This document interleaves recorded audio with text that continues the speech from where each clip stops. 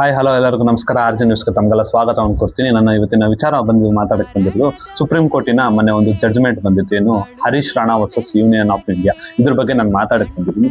ಇದು ಒಂದು ಒಂದು ಸ್ಟೋರಿ ಹೇಳ್ಬಿಡ್ತೀನಿ ಕೇಳಿ. ಹರೀಶ್ ರಾಣಾ ಎಂಬವರು ಅವ್ರಿಗೆ 18 ವರ್ಷ ಇದ್ದಾಗ ಅವರು ಮೇಲಿಂದ ಕೆಳಗಡೆ ಬಿದ್ದು ಅವ್ರು ಗಾಯಗೊಂಡಿರ್ತಾರೆ. ಅವರು ಕೋಮಾ ಸ್ಟೇಜ್ಗೆ ಹೋಗಿರ್ತಾರೆ.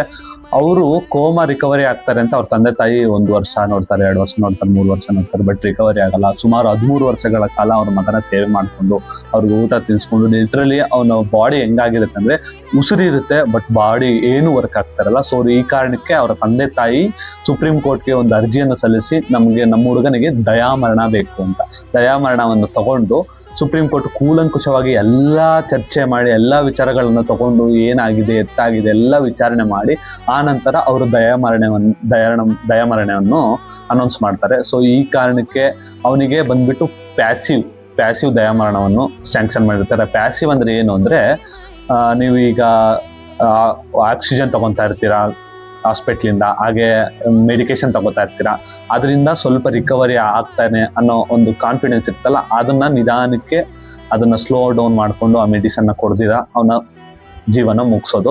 ಹಾಗೆ ಇದರಲ್ಲಿ ಆಕ್ಟಿವ್ ದಯಾಮರಣ ಅನ್ನೋದೊಂದಿದೆ. ಆಕ್ಟಿವ್ ಅಂದ್ರೆ ಏನ್ ಹೇಳುತ್ತೆ ಅಂದ್ರೆ ಇಂಜೆಕ್ಷನ್ ಕೊಟ್ಟು ಆತನ ಜೀವನವನ್ನು ಕಳೆಯುವಂಥದ್ದು. ಬಟ್ ಇದು ನಮ್ಮ ಕಾನೂನಿನಲ್ಲಿ ಬಾಹಿರವಾಗಿದೆ. ಸೊ ಈ ಕಾರಣಕ್ಕೆ ಸುಪ್ರೀಂ ಕೋರ್ಟು ಅದು ಒಂದು ಆದೇಶ ಮಾಡಿ ದಯಾಮರಣವನ್ನು ಸ್ಯಾಂಕ್ಷನ್ ಮಾಡುತ್ತೆ. ಸೊ ಮುಂದಿನ ವಿಡಿಯೋಗಳನ್ನು ನಾನು ಹಲವಾರು ವಿಷಯಗಳನ್ನು ತಿಳಿಸ್ಕೊಡ್ತೀನಿ. ಜೈ ಹಿಂದ್, ಜೈ ಕರ್ನಾಟಕ. ಮತ್ತೆ ಥ್ಯಾಂಕ್ ಯು.